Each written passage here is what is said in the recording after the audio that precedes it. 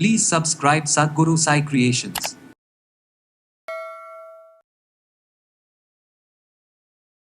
இப்போ சில காரணங்களால நிறைய பேருக்கு ஒரு தலை சுத்தல் எனக்கு எப்பவுமே இருந்துட்டு இருக்குங்க, என்னன்னே தெரியலன்னு சொல்லுவாங்க. இந்த தலை சுத்தலோட சேர்ந்து ஒரு மாதிரி நாசியா, வாமிட்டிங் சென்சேஷன் இருக்கு, வாந்தி வர மாதிரியே இருக்கு, வாய் கசப்பு இருக்குன்னு சொல்லுவாங்க. பித்தம் அதிகமா இருக்குன்னு தான் நினைக்கிறேன், என் உடம்பு எந்த மாதிரி பித்த உடம்பு தானே அப்படின்னு நான் கேட்பீங்க.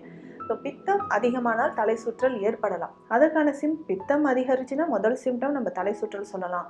வாய் கசப்பு, உடம்புல வந்து ஒரு ட்ரைனஸ் ஏற்படுறது, இது எல்லாமே இருக்கும். நமக்கே தெரியாமல் சிலர் என்ன பண்ணுவாங்கன்னா, டயட்டில் இருக்கிற அப்படின்னு சொல்லிட்டு சரியாக சாப்பிடாமல் இருப்பாங்க. பசினால தான் இந்த தலை சுத்தல் வருது, நியூட்ரிஷன் இல்லாததுனால நம்ம பாடியில் ஒரு எனர்ஜி இல்லை, இதனால் கூட நமக்கு தலை சுத்தல் ஏற்படுறதுக்கு வாய்ப்புகள் இருக்குது.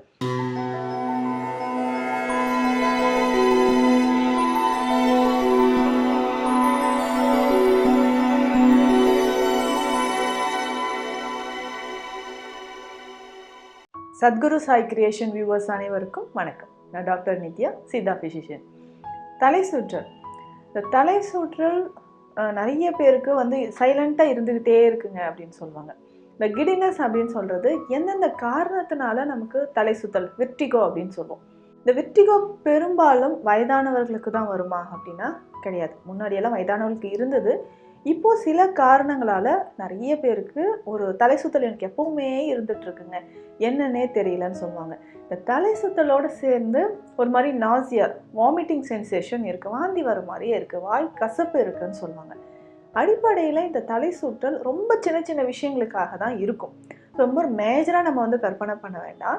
சின்ன சின்ன விஷயங்கள்னு வச்சுக்கோங்களேன். என்னவாக இருக்கும், நம்ம உடலில் பித்தம் அதிகரிச்சிருந்தாலும், உஷ்ணம் அதிகரித்திருந்தாலும் இது ஏற்படலாம். முதல் காரணம் தலை சுத்தலாம் ஒரு பித்தமாக இருக்குமோ மேம், எனக்கு வரவங்க எல்லாமே கேட்குறது மேம் தலை சுத்தல் இருந்துக்கிட்டே இருக்குது, நாடி பாருங்களேன், பித்தம் அதிகமாக இருக்குன்னு தான் நினைக்கிறேன், என் உடம்பு எந்த மாதிரி பித்த உடம்பு தானே அப்படின்னு நான் கேட்பீங்க.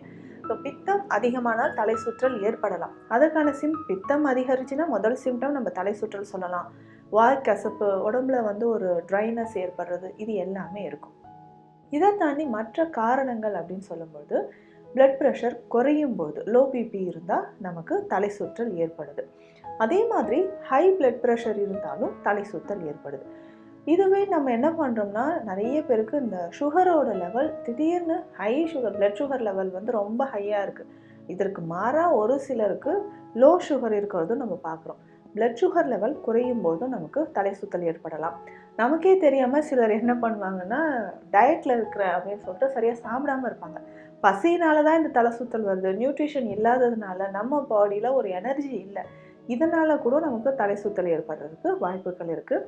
அதுலேயும் முக்கியமாக காலையில் பிரேக்ஃபாஸ்ட், காலை உணவு தவிர்க்கக்கூடிய நபர்களுக்கு இந்த மாதிரி தலை சுற்றல் ஏற்படலாம். காலை உணவு நம்ம என்ன பண்ணுறோன்னா, அந்த வேலைக்கு போகக்கூடிய டென்ஷன்லேயோ ஏதோ ஒரு கமிட்மெண்ட்ஸில் இருக்கும்பொழுது ஃபுட்டு எடுக்கலன்ற ஒரு சென்சேஷனே இருக்காது. ஆனால் நம்ம உடலுக்கு, பிரெயினுக்கு எனர்ஜி இல்லாததுனால தலை சுற்றல் ஏற்பட்டுக்கிட்டே இருக்கும்.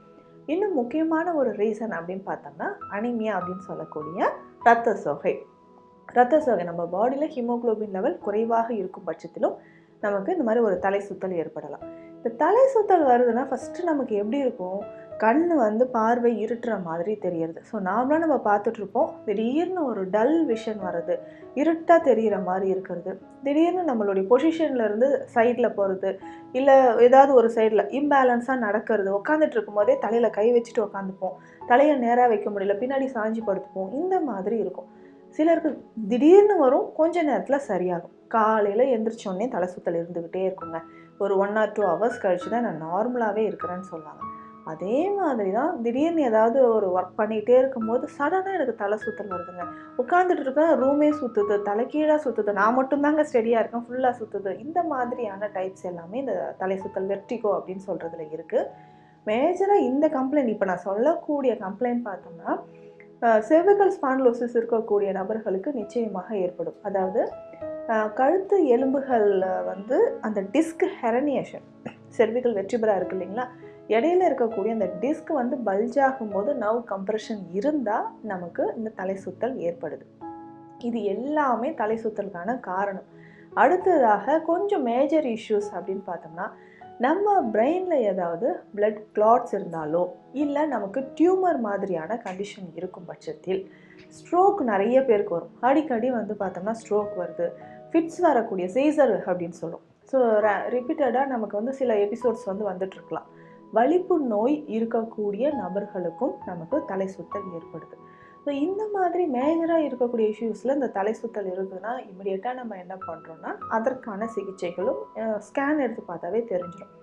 பெரும்பாலும் இருக்கக்கூடிய நபர்களுக்கு சாதாரணமாக நம்ம வந்து லோ பிபி இருந்தாலோ, இல்லை அனிமியா கண்டிஷன் இரத்த சோகை இருக்கும்போதோ, பித்தம் அதிகரித்து இருந்தாலோ, இல்லை நமக்கு இன்டர்னல் ஆர்கன்ஸில் லிவர்லேயோ இல்லை ஸ்ப்ளீன்லேயோ ஏதாவது பாதிப்புகள் இருக்கும் பட்சத்திலும் தலை சுத்தல் ஏற்படலாம். இந்த தலை சுத்தல் இருக்குன்னா நம்ம எந்த மாதிரியான சிகிச்சைகள் எடுக்கலாம்? இல்லை நர்வ் கம்ப்ரெஷன், கழுத்து பகுதியில் நர்வ் கம்ப்ரெஷன் இருக்குது, இல்லை பிரெயினுக்கு இதனால் பிரெயினுக்கு போகக்கூடிய பிளட் சர்க்குலேஷன் குறையுதோ, இல்லை பிரெயினுக்கு போகக்கூடிய ஆக்சிஜன் லெவல் குறையும் போதோ நமக்கு இந்த பிரச்சனைகள் ஏற்படுது. சரி, இதுக்கு என்ன பண்ணலாம்? பேசிக்காகவே எனக்கு தலை சுத்தல் இருக்குதுங்க, லோ பிபி இருக்குது, இந்த கண்டிஷனில் பித்தமும் எனக்கு இருக்குது, என்ன பண்ணலாம்னா ரொம்ப ஈஸியாக நம்ம சாப்பிடக்கூடிய உணவில் சில மாற்றங்கள் செய்தாலே போதும். இதில் முக்கியமாக நம்ம என்ன பண்ணணும்னா, யாரெல்லாம் உப்பு குறைச்சி சாப்பிடணும், யாரெல்லாம் சரியான அளவு உப்பு சாப்பிடணும், இதுதான் முக்கியம்.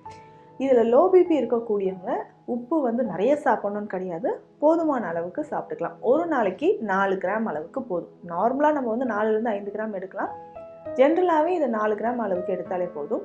மீதி நம்ம சாப்பிடக்கூடிய உணவுலேயும் அந்த சத்துக்கள் இருந்து நமக்கு பேலன்ஸ் ஆகும். டெய்லியுமே சரிவிகிதமாக உப்பு நிறைய போட்டு சாப்பிடுங்கன்னு அர்த்தம் கிடையாது. ஒரு 4 கிராம் அளவுக்கு உப்பு சேர்த்துக்கலாம். அதே மாதிரி நம்ம சாப்பிடக்கூடிய, நம்ம வந்து அனிமியாவாக இருக்கிறோம், இல்லை லோ பிபி இருக்குன்னா அவர்களுக்காக இப்போ நான் சொல்கிறேன், உப்பு வந்து சரியான அளவு சாப்பிட்டுட்டு நம்ம சாப்பிடக்கூடிய உணவில் நிறைய கால்சியம் சத்து இருக்கான்னு பார்த்துக்கணும். முக்கியமாக அயன், இது ரெண்டும் பேலன்ஸாக இருக்கக்கூடிய உணவுகளை நிறைய சாப்பிடணும். இதை தாண்டியும் நமக்கு வந்து தலை சுத்தல் இருக்குது, இந்த பித்தம் தொடர்பாக வரக்கூடிய தலை சுத்தல் இருக்குன்னா ரொம்ப எளிமையாக இதை வந்து நம்ம சரி செய்ய முடியும். பித்தத்தை குறைக்கணுன்னாவே நம்ம எலுமிச்சம்பழத்தை பயன்படுத்துவோம். ஸோ லெமனை வந்து யூஸ் பண்ணி நம்ம பயன்படுத்தி நம்ம தலை சுத்தலை சரி பண்ணிக்கலாம்.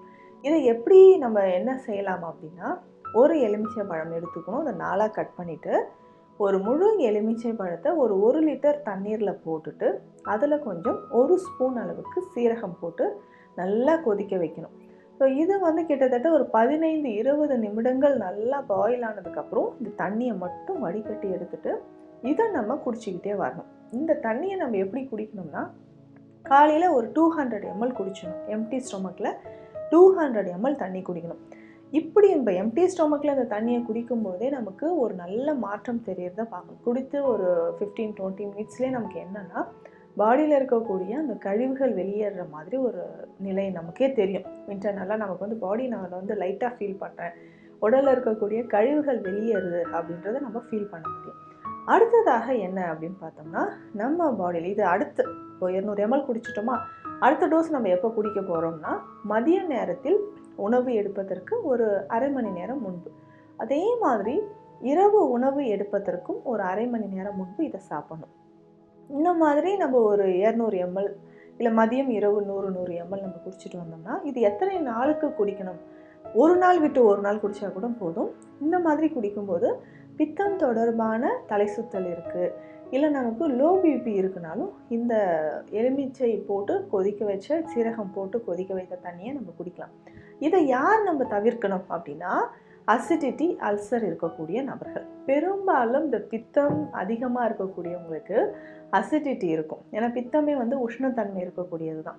அசிடிட்டியும் நமக்கு இந்த அல்சர் இருக்கக்கூடியவங்களும் இதை அவாய்ட் பண்ணிக்கலாம். அந்த மாதிரி இருக்கக்கூடியவங்க வெறும் சீரகத்தை மட்டும் நம்ம என்ன பண்ணலான்னா தண்ணீரில் போட்டு நல்லா பாயில் பண்ணி அந்த தண்ணீரை நான் சொன்ன மாதிரி 3 வேளைக்கும் குடிக்கலாம்.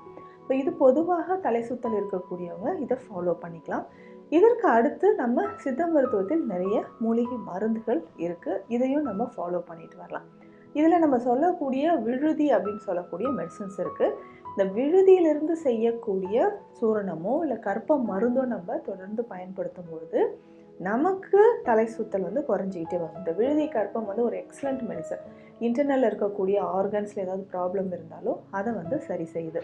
அடுத்ததாக பார்த்தோம்னா தூதுவளை கற்பம். இந்த தூதுவளை கற்பம் அப்படின்னு சொல்லும்பொழுது தூதுவளை இலைகள், பூ, காய் இது எல்லாமே நமக்கு பயன்படுது. இது எப்படி பயன்படுத்தணும்னா, இதை கொண்டு வந்து சின்ன சின்ன பீசஸாக நம்ம நல்லா கட் பண்ணி எடுத்துட்டு தேனில் வந்து ஊற வைத்து அதை சாப்பிடணும். இதில் சாப்பிடும்போது நம்ம கேர்ஃபுல்லாக இருக்கணும். சின்ன சின்ன முட்கள் அதில் இருக்கும். அது இல்லாத மாதிரி நல்லா வாஷ் பண்ணிவிட்டு தேனில் ஒரு 10-15 நாள் ஊற வைத்துட்டு இந்த தூதுவளை அந்த இலைகளும் தேனோடு சேர்த்து ஒரு வேளை டெய்லி சாப்பிட்டுட்டு வந்தாலும் தலை சுத்தல் குணமாகும். இதை தாண்டி நமக்கு தலைப்பகுதியில் போகக்கூடிய ஆக்சிஜன் சப்ளை குறையுது, நியூட்ரிஷன் குறையுது, இதனால் வலிப்பு ஏற்படுத்தினாலும் அதற்கேற்ற சித்த மருந்துகள் எடுக்கணும். இதற்கு பொதுவாக நம்ம கொடுக்கக்கூடியது வல்லாரை கற்பம், சரஸ்வதி சூரணம், இந்த மாதிரியான மெடிசன்ஸை நம்ம தொடர்ந்து எடுக்கும் பொழுது தலை சுத்தல் குணமாகும்.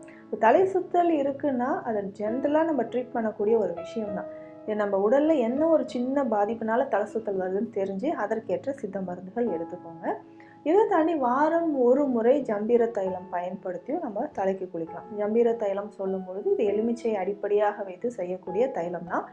இந்த தைலத்தை நம்ம தலையில் நல்லா அப்ளை பண்ணிவிட்டு வாரம் ஒரு நாள் குளிக்கும் பொழுதும் தலை சுத்தல் குணமாகுது. இப்போ பேசிக்காக தலை சுத்தல் எதனால் ஏற்படுது, அந்த சின்ன சின்ன விஷயங்கள் என்னன்றதை தெரிஞ்சு அதற்கேற்ற மருத்துவ முறைகள் நம்ம பயன்படுத்தலாம். இல்லை இதை தாண்டியும் நமக்கு தலையில் வந்து டியூமர்ஸ் இருக்குது, இல்லை ஹெமரேஜ் இருக்குனாலும் அதற்கேற்ற சித்த மருந்துகள் எடுக்கலாம்.